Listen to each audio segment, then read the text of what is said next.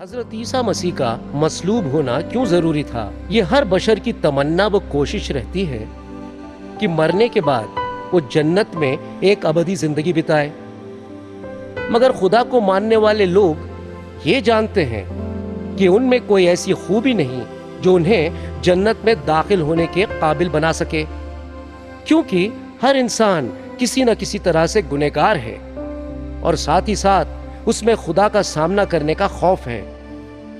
حضرت عیسیٰ مسیح بنی آدم کے گناہوں کا کفارہ بن کر صلیب پر شہید ہوئے تاکہ خدا اور بندے کے درمیان کھڑی گناہوں کی دیوار کو ہٹا دیں، اور چونکہ خدا وہ سچا منصف اور عادل بادشاہ ہے، وہ اپنے بندوں کے گناہوں کو یوں ہی نظر انداز نہیں کر سکتا، کیونکہ گناہ قابل سزا ہے۔ تو جس سزا کے مستحق ہم تھے، اس سزا کو حضرت عیسیٰ مسیح نے صلیب پر جا کر اپنی قربانی کے ذریعے معاف کروا دیا اور خدا سے ہماری صلح کروائی، تاکہ ہم خدا کے ساتھ ایک اٹوٹ رشتے میں بندھ جائیں اور ابدی زندگی کے حقدار بنیں۔ اب ذرا دیکھتے ہیں کہ بائبل مقدس اور قرآن شریف گناہ کے بارے میں کیا کیا فرماتے ہیں۔ گناہ عالمگیر ہے۔ بائبل مقدس اس پر یوں فرماتی ہے، چنانچہ لکھا ہے کہ کوئی راست باز نہیں، ایک بھی نہیں، کوئی سمجھدار نہیں، کوئی خدا کا طالب نہیں، سب گمراہ ہیں، سب کے سب نکمے بن گئے، اسی لیے کہ سب نے گناہ کیا اور خدا کے جلال سے محروم ہیں۔ رومیو کی کتاب 3 باب آیتیں 10 سے 12 اور 23۔ قرآن شریف بھی فرماتا ہے کہ ہر ایک انسان گنہگار ہے۔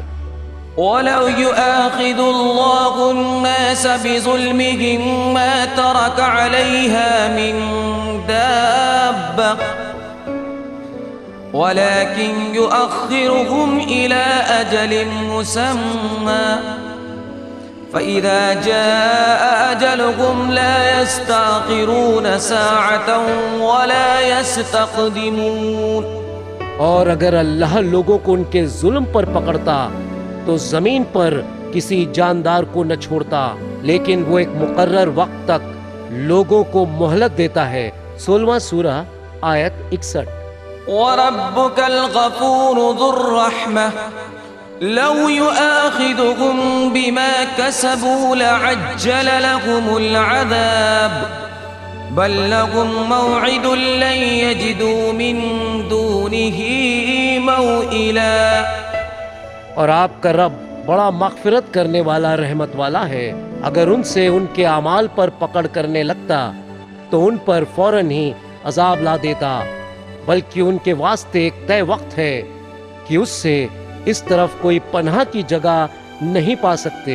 18واں سورہ آیت 58۔ وَلَوْ يُؤَاخِذُ اللَّهُ النَّاسَ بِمَا كَسَبُوا مَا تَرَكَ عَلَى ظَهْرِهَا مِن دَابَّةٍ وَلَكِنْ يُؤَخِّرُهُمْ إِلَى أَجَلٍ مُّسَمًّى فَإِذَا جَاءَ أَجَلُهُمْ فَإِنَّ اللَّهَ كَانَ بِعِبَادِهِ بَصِيرًا۔ اور اگر اللہ لوگوں کے اعمال پر انہیں پکڑتا تو زمین پر وہ ایک جاندار کو بھی نہ چھوڑتا، لیکن وہ انہیں ایک مقرر مدت وقت تک مہلت دیتا ہے۔ 35واں سورہ آیت 45۔ بائبل مقدس اور قرآن شریف کی ان آیات کے مطابق ہر انسان گنہگار ٹھہرتا ہے، اور جس کا تعلق ہر کسی کی زندگی کی ایک حقیقت ہے۔ اب سوال اٹھتا ہے، ہم خدا کے خلاف کیوں ہو گئے، اور ہم ہمیشہ وہی کام کیوں کرتے ہیں جس سے خدا خوش نہیں ہوتا؟ ہمارے اندر وہ کیا ہے جو ہمیں خدا کے برخلاف چلاتا ہے؟ ان تمام سوالات کے جواب ہمیں اس پہلے معاملے کی جانب لیے چلتے ہیں، یعنی کہ ہم فطرتی طور پر گنہگار ہیں۔ ہم گناہ یوں کرتے ہیں کہ ہم فطرتاً گنہگار ہیں۔ تو اب سوال یہ ہے، ہمارے اندر یہ فطرت آخر آئی کہاں سے؟ بائبل مقدس فرماتی ہے، پر جس طرح ایک آدمی کے سبب سے گناہ دنیا میں آیا اور گناہ کے سبب سے موت آئی، اور یوں موت سب آدمیوں میں پھیل گئی، اسی لیے کہ سب نے گناہ کیا، تو بھی آدم سے لے کر موسیٰ تک موت نے ان پر بھی بادشاہی کی جنہوں نے اس آدم کی سی نافرمانی والا گناہ کیا تھا۔ یہ آدم ایک آنے والے کی شبیہ پر تھا۔ رومیو باب 5 آیتیں 12 اور 14۔ تو حضرت آدم کے گناہ کرنے کا وہ تباہ کن نتیجہ جس سے گناہ کرنے کی فطرت ہماری وراثت میں شامل ہو گئی ہے، جس کے رہتے آدم کی آل اولاد گنہگار بن چکی ہے، اور اب جو ہر ایک انسان گنہگار قرار دیا گیا ہے، تو لازم ہے کہ وہ خدا پاک کے انصاف کا محتاج بن چکا ہے۔ بائبل مقدس کا یہ بھی فرمانا ہے، کیونکہ خدا نے دنیا سے ایسی محبت کی کہ اس نے اپنا اکلوتا بیٹا بخش دیا تاکہ جو کوئی اس پر ایمان لائے ہلاک نہ ہو بلکہ ہمیشہ کی زندگی پائے۔ کیونکہ خدا نے بیٹے کو دنیا میں اس لیے نہیں بھیجا کہ دنیا پر سزا کا حکم کرے، بلکہ اس لیے دنیا اس کے وسیلے سے نجات پائے۔ یوحنا کی انجیل باب 3 آیتیں 16 اور 17۔ کیونکہ گناہ کی مزدوری موت ہے، مگر خدا کی بخشش ہمارے خداوند عیسیٰ مسیح میں ہمیشہ کی زندگی ہے۔ رومیو باب 6 آیت 23۔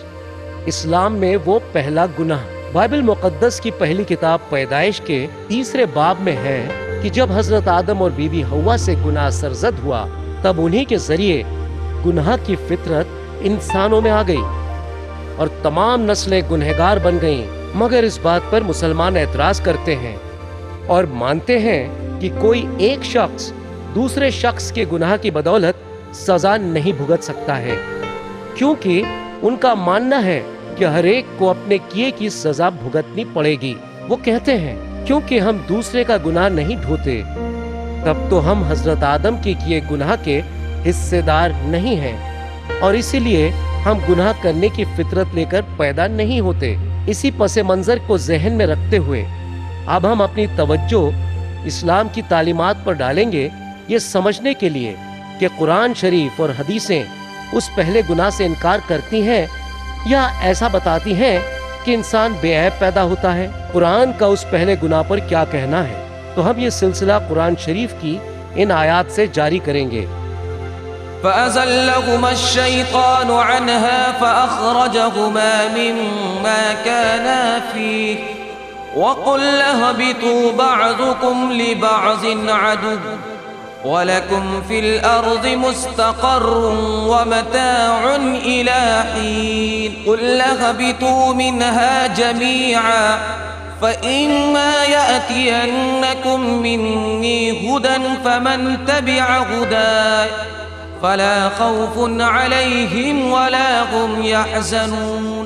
پھر شیطان نے اس درخت کے ذریعے دونوں کو لغزش میں مبتلا کر دیا اور انہیں اس عیش سے نکال دیا جس میں وہ تھے، اور ہم نے کہا تم سب اترو یہاں سے، تم ایک دوسرے کے دشمن ہوگے اور تمہارے لیے زمین میں ٹھہرنا اور کام چلانا ہے ایک مدت تک۔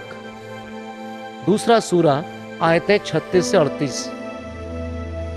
یہ آیتیں ظاہر کر دیتی ہیں کہ حضرت آدم کے گناہ کا آئندہ آنے والی ان کی نسلوں پر منفی اثر پڑا، کیونکہ عربی زبان میں جو تم دوسرا سورہ آیت 36 اور دوسرا سورہ آیت 38 میں استعمال ہوا ہے وہ جمع یعنی ایک سے زیادہ ہے، جو صرف 2 ہی نہیں ہیں۔ ہم جانتے ہیں کہ دوسرے سورے کی 38ویں آیت میں اس کا مطلب شیطان سے نہیں ہے، کیونکہ وہ تو خطاوار ہے اور جہنم جائے گا اور اللہ کی دی گئی ہدایت پر کبھی بھی نہیں چلے گا۔ تب تو یہ صاف طور پر ظاہر ہو جاتا ہے کہ جمع کا مطلب اب تمام آدم ذات سے ہے۔ حضرت آدم کی خاطر تمام آدم ذات کو خطاوار ٹھہرا کر جنت سے محروم رکھا گیا۔ قال اهبطوا بعضكم لبعض عدو ولكم في الأرض مستقر ومتاع إلى حين۔ خدا نے کہا اترو، تم ایک دوسرے کے دشمن ہوگے اور تمہارے لیے زمین میں ایک خاص مدت تک ٹھہرنا اور نفع اٹھانا ہے۔ 7واں سورہ آیت 24۔ تو دوسرے سورے کی آیات 38 اور 39 کو مشہور سفیر جناب ابن قاطر نے यूं बयान किया है, अल्लाह ने हजरत आदम, उनकी बीवी हवा, इब्लीस और हजरत आदम की आल औलाद को आगाह किया जब उसने उन्हें जन्नत से नीचे जमीन पर उतारा था, और तब अल्लाह ने फरमाया था कि वो पैगंबरों के जरिए अपना कलाम, अपनी निशानियां और सबूत भेजेगा। तफसीर इब्ने कातिर पार्ट 1, सूरा अल फातिहा, सूरा अल बकर, आयात 1 से 141। शेख नसीब रफ़ाई। महमूद अब्दुल्ला यूसुफ अली ने दूसरे सूरे की 36 आयत के बारे में कुछ ऐसी ही बात लिखी है। जरा गौर फरमाइएगा उस पर, जो अरबी जबान में दूसरे सूरे की 33वीं आयत में वाहिद की शक्ल में है, और अब यही दूसरे सूरे की 35वीं आयत में दोहरे की शक्ल में इख्तियार कर लेता है, और इसके बाद दूसरे सूरे के 36वीं आयत में यही जमा की शक्ल ले लेता है।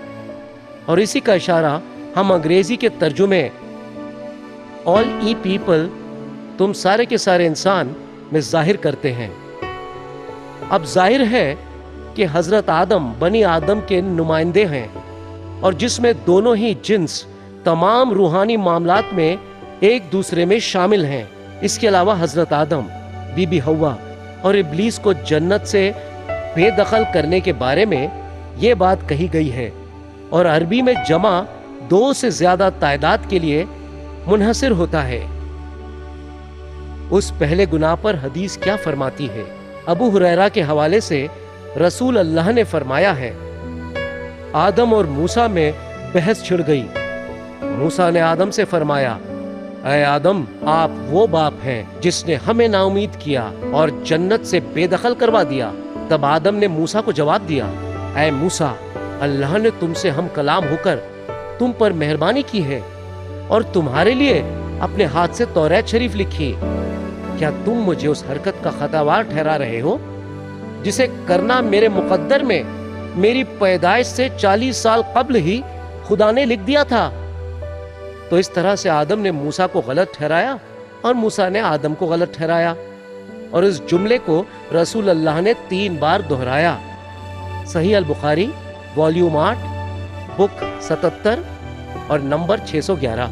ये हदीस हजरत अबू हुरैरा और हजरत हुदैफा के हवाले से बताई गई है कि रसूल अल्लाह ने ऐसा फरमाया है, अल्लाह जो मुतबर्रिक और सरफराज है, आदम ज़ात को इकट्ठा करेगा, और जो मोमिन होंगे वो वहीं पर खड़े रहेंगे जब तक कि जन्नत उनके पास नहीं लाई जाएगी।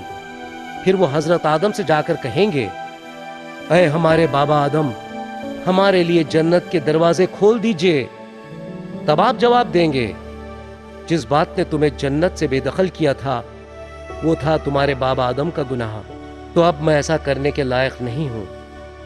सही मुस्लिम किताब 1 हदीस नंबर 380। यह हदीस इस बात से सहमत है कि हजरत आदम ने अपने गुनाह के बदले अपनी तमाम आल औलाद को जन्नत से महरूम करवा दिया था। ये रिवायत आगे चलकर पैदा होने वाली औरतों पर खुदा की लानत पड़ने का सबब बीबी हवा को बताती है। अबू हुरैरा के हवाले से रसूल अल्लाह ने फरमाया, अगर बनी इज़राइल खता ना करते तो गोश्त कभी नहीं सड़ता, और अगर हवा खता ना करती तो कोई भी औरत अपने शौहर के साथ बेवफाई न करती। सही अल बुखारी शरीफ वॉल्यूम 4 बुक 55 हदीस नंबर 611। हम्माम बिन मुनब्बिब यूं फरमाते हैं, ये उनमें से कुछ ऐसी हदीसें हैं जिन्हें हम रसूल अल्लाह से सुन चुके हैं, और उनमें से एक जो रसूल अल्लाह ने हमें सुनाई वो ये है, अगर बनी इस्राइल खता ना करते तो खाना कभी बासी नहीं होता और न खाने की चीजें कभी भी नहीं सड़ती, और अगर हवा खता ना करती तब कोई बीवी अपने शौहर को दगा न देती। सही मुस्लिम शरीफ किताब नंबर 8 हदीस नंबर 3472।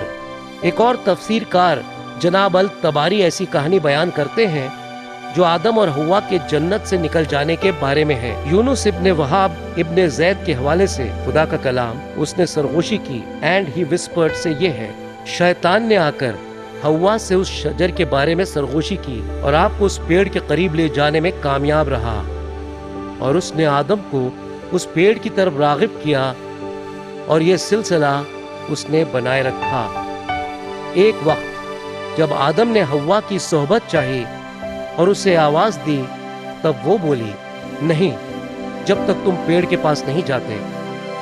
جب وہ وہاں گئے تب حوا نے پھر سے کہا، نہیں، جب تک تم اس پیڑ کا پھل نہیں کھا لیتے۔ آگے سلسلہ یوں رہا، دونوں نے اس کا پھل کھایا اور ان کے جسم کے پوشیدہ اعضاء انہیں صاف صاف نظر آنے لگے۔ آگے یہ ہوتا ہے کہ آدم جنت میں یہاں وہاں چھپنے لگے۔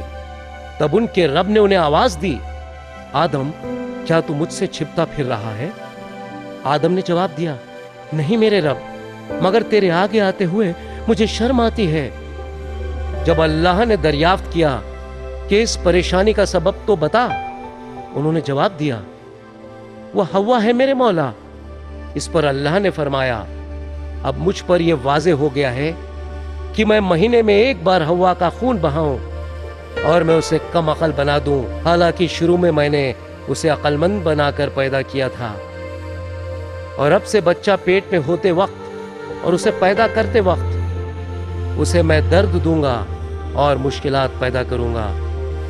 ابن زید کے حوالے سے بتایا جاتا ہے، اگر حوا کو اس درد سے نہ گزرنا پڑتا تب تو دنیا بھر کی عورتوں کو ماہواری نہ ہوتی اور وہ ساری کی ساری عورتیں عقل مند ہوتی اور اپنا حمل اور زچگی کا دور آرام سے گزارتی۔ The History of Al-Tabari Volume 1 ورق 280 اور 281۔ قرآن شریف اور حدیثوں کے حوالے سے ایک بات صاف ہو جاتی ہے کہ حضرت آدم کے گناہ کی سزا تمام آدم ذات کو ملی ہے۔ انسان اپنی کوششوں سے پاک باز نہیں بن سکتا ہے اور نیک اعمال کسی کو جنت میں نہیں لے جائیں گے۔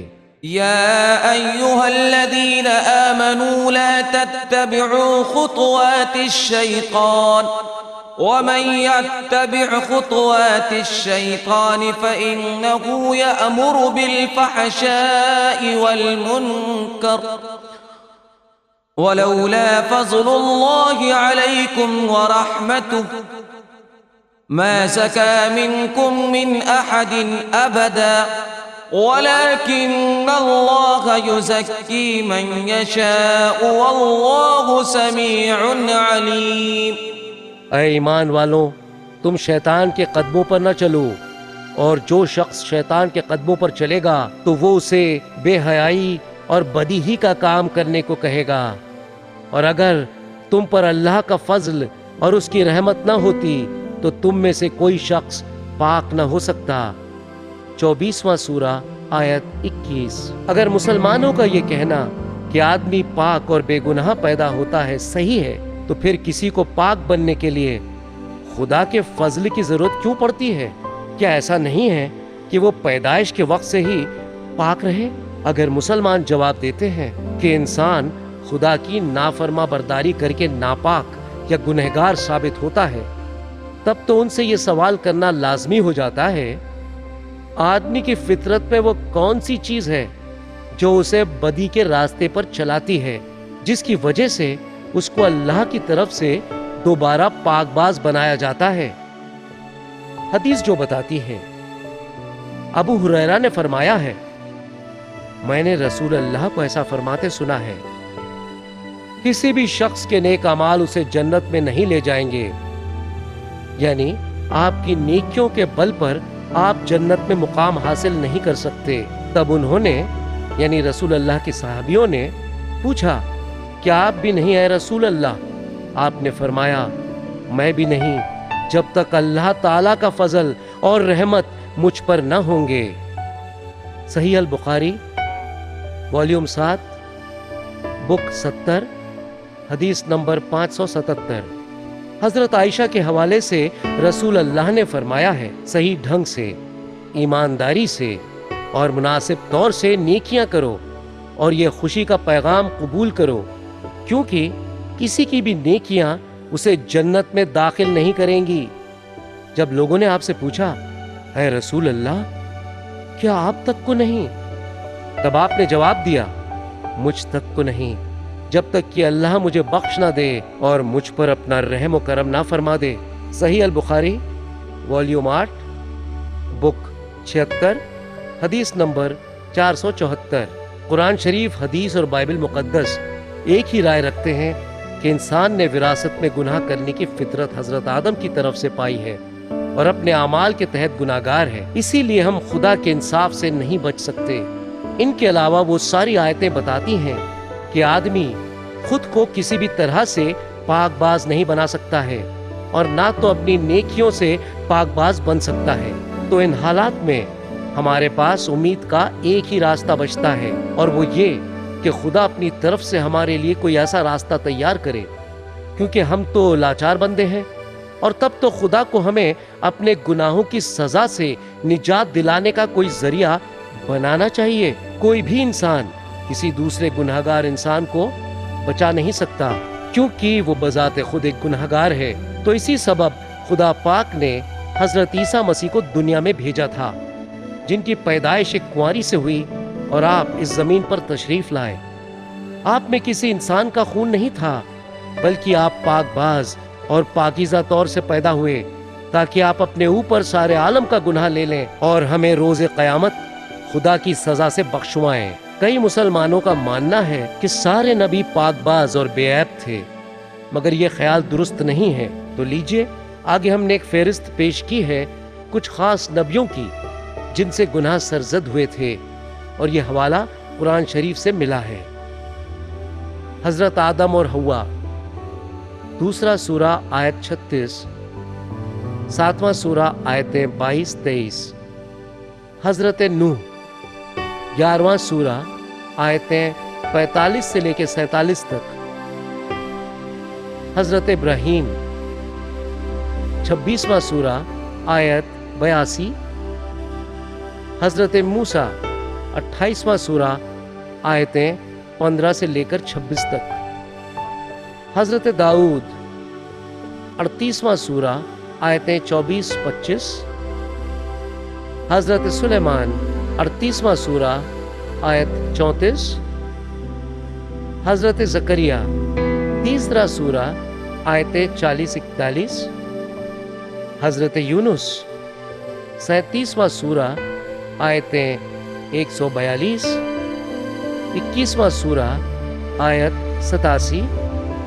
हजरत मोहम्मद, 4था सूरा आयतें 102 से 107 तक। 9वां सूरा आयत 43। 40वां सूरा आयत 55। 48वां सूरा आयतें 1 और 2। सूरा 80 आयत 1 से लेकर 10 तक।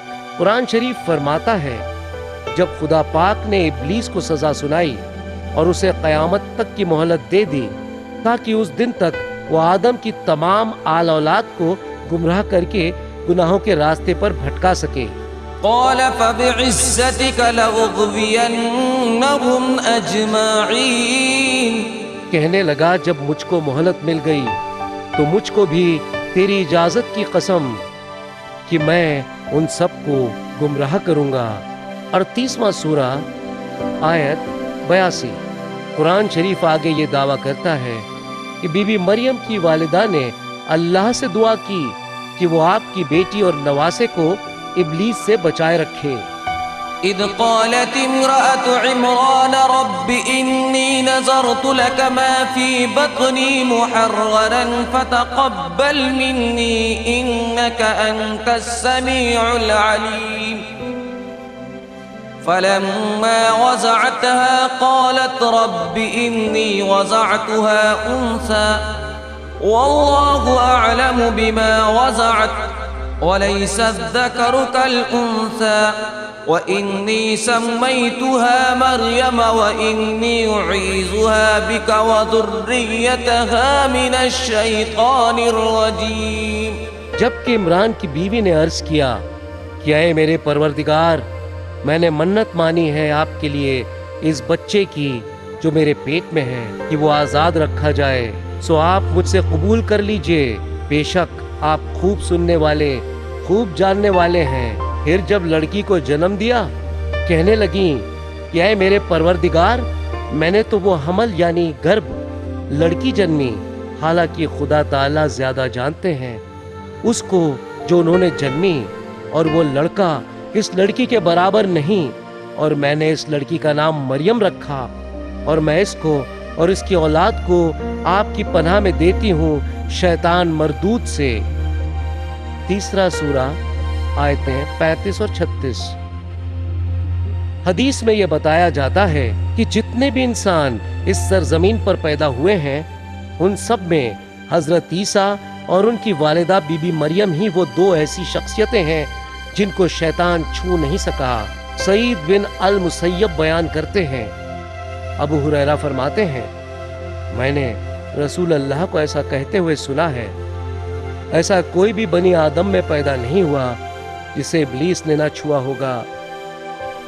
शैतान के छूने की वजह से पैदा हुआ बच्चा जोर जोर से रोता है, बस बीबी मरियम और आपके बेटे को छोड़कर। उसके बाद अबू हुरैरा ने यह आयत पढ़ी, तीसरा सूरा आयत 36।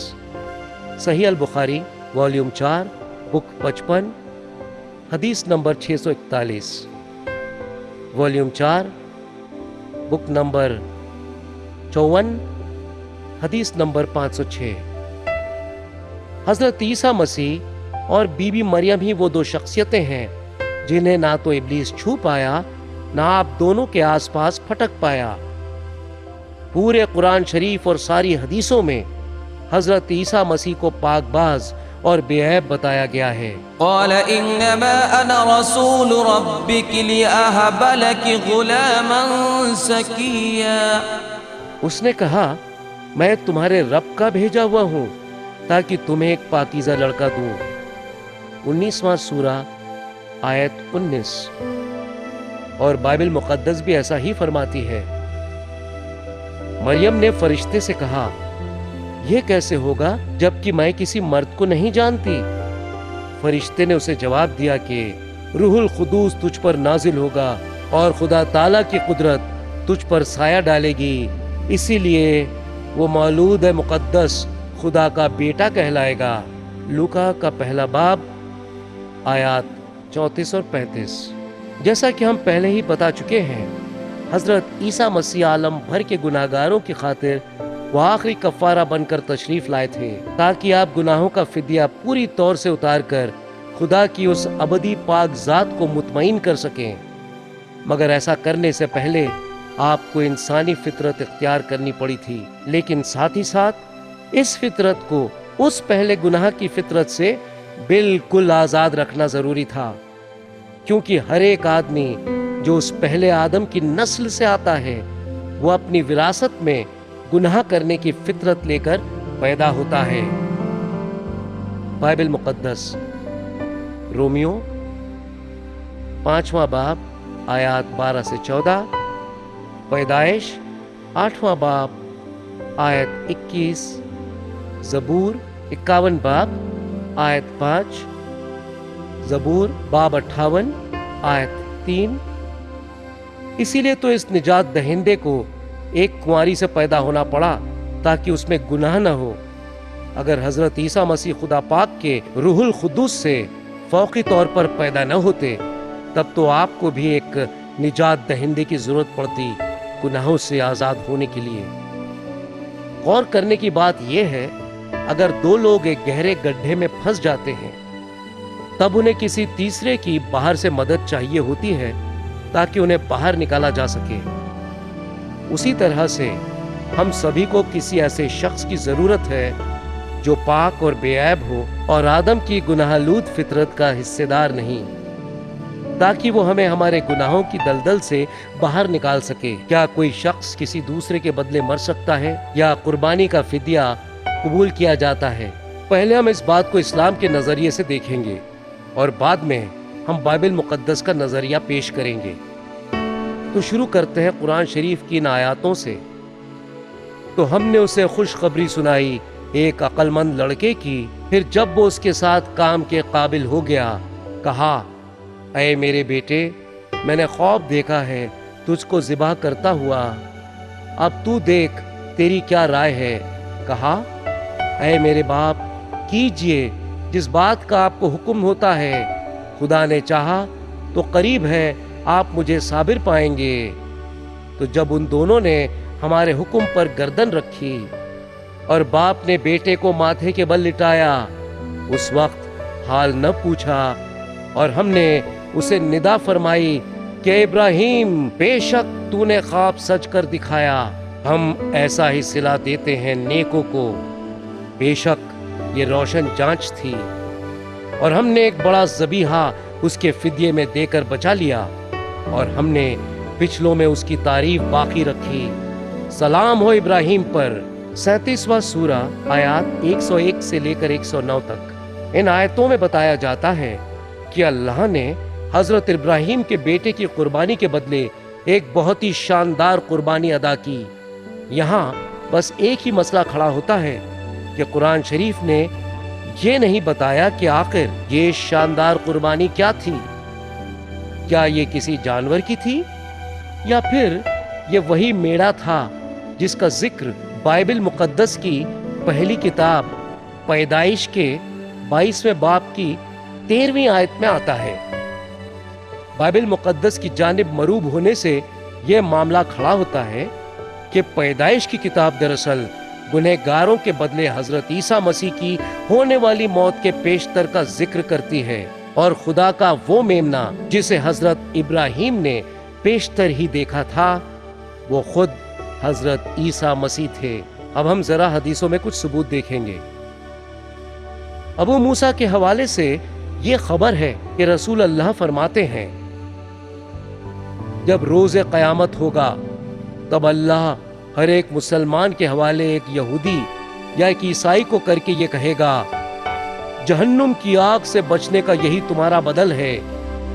صحیح مسلم بک 37 حدیث نمبر 6665۔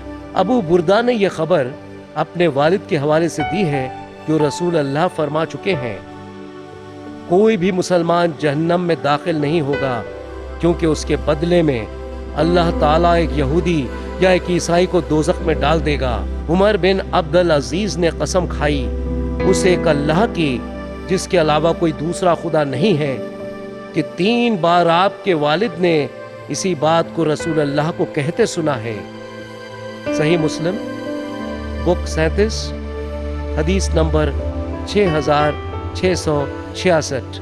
ابو بردہ نے یہ خبر دی ہے کہ رسول اللہ نے فرمایا ہے، قیامت کے روز اپنے سروں پر پہاڑ جیسا گناہوں کا بوجھ لے کر کچھ لوگ مسلمانوں میں سے اللہ کی حضوری میں پیش ہوں گے، تب اللہ ان کو بخش دے گا اور ان کے بدلے یہودیوں اور عیسائیوں کو کھڑا کرے گا۔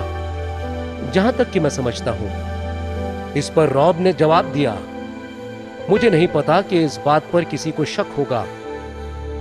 ابو بردہ نے آگے فرمایا، میں نے یہ بات عمر بن عبد العزیز کو بتائی تھی، جس پر ان کا جواب تھا، کیا وہ شخص تمہارے والد تھے جنہوں نے رسول اللہ کو ایسا کہتے سنا تھا؟ تو میں نے جواب دیا، جی۔ صحیح مسلم بک نمبر 7 حدیث نمبر 6668۔ برائے مہربانی آپ اس پر غور فرمائیے کہ یہ تمام حدیثیں صاف طور سے بتاتی ہیں کہ اللہ سارے مسلمانوں کو دوزخ کی آگ سے بچا کر ان کے بدلے یہودیوں اور عیسائیوں پر عذاب نازل کرے گا۔ اسے کفارہ بدل کہتے ہیں، کسی کے بدلے کسی دوسرے کو قربان کرنا، جس میں ہم یہی فرق دیکھتے ہیں، کسی ایک کو سزا دینے کے بدلے اللہ بے شمار یہودیوں اور عیسائیوں کو مسلمانوں کے بدلے دوزخ کی آگ میں جھونکنے والا ہے۔ اب ہم ذرا بائبل مقدس کی طرف اپنا رخ کر کے یہ دیکھیں گے کہ خون کی قربانی دینا کیوں معنی خیز ہے۔ کیونکہ جسم کی جان اس کے خون میں ہوتی ہے، اور اس کو میں نے تمہیں اس لیے دیا ہے کہ وہ مذبح پر تمہارے لیے کفارہ ہو۔ یہ خون ہی ہے جو کسی جان کے لیے کفارہ دیتا ہے۔ احبار باب 17 آیت 11۔ اور تقریباً سب چیزیں شریعت کے مطابق خون سے پاک کی جاتی ہیں، اور بغیر خون بہائے معافی نہیں ہوتی۔ عبرانیوں باب 9 آیت 22۔ خدا نے حضرت عیسیٰ کو مقرر کیا کہ آپ اپنا خون بہائیں اور انسان کے گناہ کا کفارہ بن جائیں اور اس پر ایمان لانے والے فائدہ اٹھائیں۔ یہ کفارہ خدا کے انصاف کو ظاہر کرتا ہے، اسی لیے کہ اس نے بڑے صبر اور تحمل کے ساتھ ان گناہوں کو جو پیشتر ہو چکے تھے برداشت کیا۔ رومیو باب 3 آیت 25۔ ان حوالوں کے ذریعے ہم نے دیکھا کہ جسم میں جان اس میں دوڑتے ہوئے خون سے پیدا ہوتی ہے، اور خدا نے اسے ہماری روحوں کے کفارے کے بدلے قربان گاہ پر چڑھایا ہے۔ بس ایک خون ہی ہے جو ہماری روحوں کا کفارہ ادا کر سکتا ہے، کیونکہ جسم کی جان خون میں پائی جاتی ہے۔ ہر ایک چیز خون کے ذریعے پاک کی جاتی ہے، اور بنا خون بہائے گناہوں کی معافی نہیں ہے۔ اسی لیے تو خدا پاک نے حضرت عیسیٰ مسیح کو کفارہ مقرر کر کے بھیجا تھا۔ آپ پر ایمان لے آنے سے اور آپ نے جو ہماری خاطر صلیب پر قربانی دی ہے اسے قبول کر لینے سے ہمیں اپنے گناہوں کی معافی ملے گی۔ اس کے علاوہ ہم جنت کی اس ابدی زندگی کے وارث بن سکتے ہیں۔ رومیو کے 3 باب کی 25ویں آیت بتاتی ہے، یہ کفارہ خدا کے انصاف کو ظاہر کرتا ہے۔ اس کے معنی کیا ہوئے؟ جب ہم خدا کی کردار اور اس کی فطرت کی طرف اپنا رجحان کرتے ہیں تو پاتے ہیں وہ اپنی تمام صفتوں کو توازن سے دکھاتا ہے۔ وہ ایک رحم دل خدا ہے، وہ مہربان اور محبت کرنے والا ہے، اپنے بندوں پر ترس کھاتا ہے اور ایک انصاف پسند خدا ہے۔ اگر ہم اس کی تمام صفتوں کو تول پائیں تو ان سبھی کو ہم برابری کا ہی پائیں گے۔ حالانکہ خدا ہم سے بے حد محبت رکھتا ہے، مگر وہ اپنے بندے کی خطاؤں اور گناہوں کو یوں ہی نظر انداز نہیں کر سکتا، کیونکہ وہ ایک نہایت ہی انصاف پسند معبود ہے۔ اسی لیے تو حضرت عیسیٰ مسیح کو زمین پر بھیج کر خدا نے جو سزائیں، جو لعنتیں ہمارے اور آپ کے واسطے مقرر کی تھیں، ان سبھی کو حضرت عیسیٰ مسیح پر ڈال دیا ہے، اور حضرت عیسیٰ مسیح نے وہ ساری سزائیں اپنے پر لے لیں تاکہ ہم خدا پاک کا رحم و کرم، شفقت و محبت حاصل کر سکیں۔ ہمارے گناہوں کا پہاڑ جیسا بوجھ حضرت عیسیٰ مسیح نے صلیب پر اٹھا لیا ہے تاکہ ہم خدا کی قربت میں رہ کر اس ابدی زندگی کا لطف اٹھائیں۔ يا أيها الذين آمنوا لا تتبعوا خطوات الشيطان ومن يتبع خطوات الشيطان فإنه يأمر بالفحشاء والمنكر ولولا فضل الله عليكم ورحمته ما زكى منكم من أحد أبدا ولكن الله يزكي من يشاء والله سميع عليم۔ اے ایمان والوں، شیطان کے قدموں پر نہ چلو، اور جو شیطان کے قدموں پر چلے وہ تو بے حیائی اور بری ہی بات بتائے گا، اور اگر اللہ کا فضل اور اس کی رحمت تم پر نہ ہوتی تو تم میں کوئی بھی ستھرا نہ ہو سکتا۔ 24واں سورہ آیت 21۔ تو یہی وہ وجہ تھی کہ حضرت ابراہیم کے بیٹے کے بدلے خدا نے اپنی طرف سے قربانی کا انتظام کیا، اور ہم نے ایک بڑا ذبیحہ اس کے فدیہ میں دے کر اسے بچا لیا، اور ہم نے پچھلوں میں اس کی تعریف باقی رکھی۔ سلام ہو ابراہیم پر۔ 37واں سورہ آیتیں 101 سے لے کر 109 تک۔ گناہوں کا تقاضا ہے سزا۔ گناہ کو مٹانا، ختم کر دینا اور دور کر دینا لازمی ہے، کیونکہ گناہ کا مطلب ہے خدا پاک کی ذات سے بغاوت کرنا۔ اس کی قیمت ادا کرنے کا مقصد ہوتا ہے کہ گناہ کے خلاف دیے گئے خدا کے فیصلے کو انجام دینا۔ تو بھی صرف توبہ کر لینے سے خدا کا غصہ ٹھنڈا نہیں ہوتا، گناہوں کا کفارہ تو ادا کرنا لازمی ہوتا ہے۔ ہمارے عزیز قاری، ہم آپ سے ایک سوال پوچھنا چاہیں گے، کیا آپ کی وفات کے بعد آپ کو یقین ہے کہ آپ جنت میں داخل کر لیے جائیں گے، چاہے ہم کتنی ہی نیکیاں کیوں نہ کر لیں؟ مگر سچ تو یہ ہے کہ ہماری بدیاں ہماری نیکیوں سے کہیں زیادہ ہیں۔ ہم نے بائبل مقدس اور قرآن شریف میں دیکھا ہے کہ ہم بندوں کی نیکیاں ہمیں خدا کے عذاب سے قطعی نہیں بچا سکتی۔ ہمیں ضرورت ہے ایک نجات دہندے کی، اور وہ نجات دہندہ خود سیدنا حضرت عیسیٰ المسیح ہیں، جو ہماری سرزمین پر تشریف لائے ہم سے سرزد ہوئے گناہوں سے ہمیں بچا لینے کی خاطر، کیونکہ خدا نے دنیا سے ایسی محبت کی کہ اس نے اپنا اکلوتا بیٹا بخش دیا تاکہ جو کوئی اس پر ایمان لائے ہلاک نہ ہو بلکہ ہمیشہ کی زندگی پائے۔ کیونکہ خدا نے بیٹے کو دنیا میں اس لیے نہیں بھیجا کہ دنیا پر سزا کا حکم کرے، بلکہ اس لیے دنیا اس کے وسیلے سے نجات پائے۔ یوحنا کی انجیل باب 3 آیتیں 16 اور 17۔ حج بدل۔ حضرت محمد کے زمانے سے حج بدل کا رواج چلتا چلا آیا ہے، جس کی اجازت آپ نے دی تھی۔ اس کی دلیلیں یوں ہیں: پہلا، اپنی مری ہوئی ماں کے بدلے ایک بیٹی حج بدل ادا کر سکتی ہے، صحیح البخاری والیوم 3 بک 29 حدیث نمبر 77۔ دوسرا، اپنے ضعیف اور بیمار باپ کے بدلے ایک بیٹا حج بدل ادا کر سکتا ہے، صحیح البخاری والیوم 2 بک 26 حدیث نمبر 579۔ تیسرا، اپنی مری ہوئی بہن کے بدلے ایک بھائی حج بدل ادا کر سکتا ہے، صحیح البخاری والیوم 8 بک 78 حدیث نمبر 690۔ چوتھا، اپنے ضعیف باپ کے بدلے ایک بیٹا حج بدل ادا کر سکتا ہے، سنن ابو داؤد بک 10 حدیث نمبر 1806۔ ذرا غور فرمائیے گا، حج جیسا ضروری احکام ایک کے بدلے کوئی دوسرا ادا کر سکتا ہے، یعنی آپ کسی دوسرے کے لیے نیکی کما سکتے ہو جس سے اس کی بخشائش ہو سکتی ہے۔ اب اس سے کوئی غرض نہیں کہ حج بدل کرنے والا کیسا بھی انسان کیوں نہ ہو، تب تو پاک باز حضرت عیسیٰ مسیح کی قربانی کتنی اہم ناک ہے۔ قرآن شریف فرماتا ہے کہ سونے چاندی سے چھڑایا نہیں جا سکتا، لیکن قربانی دے کر ایسا کیا جا سکتا ہے۔ اگر آج آپ بھی اپنے گناہوں کے بوجھ سے ہلکے ہو کر خدا سے اپنے گناہ بخشوا کر جنت میں وہ ابدی زندگی گزارنے کے خواہش مند ہو، تب تو میں آپ سے گزارش کرتا ہوں کہ آپ اپنے دل میں حضرت عیسیٰ مسیح کو تشریف لانے کی دعوت دیں اور اس فضل کو قبول فرمائیں جو عیسیٰ مسیح کے مصلوب ہونے پر آپ کے لیے بطور ایک تحفہ دستیاب ہے۔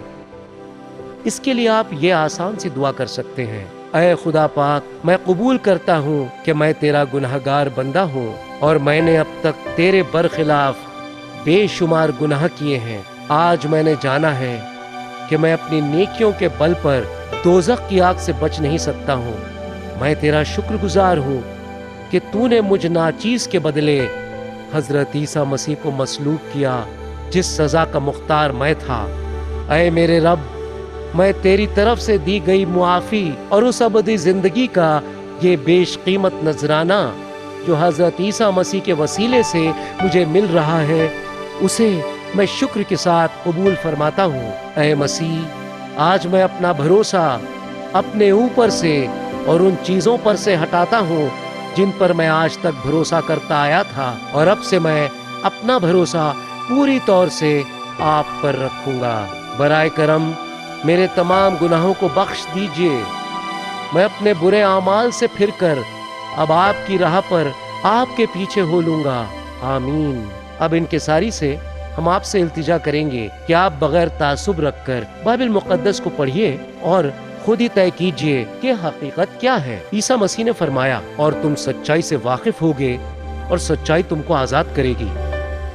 یوحنا کی انجیل باب 8 آیت 32۔ فیصلہ آپ خود ہی کیجیے، خدا آپ کو ہدایت دے۔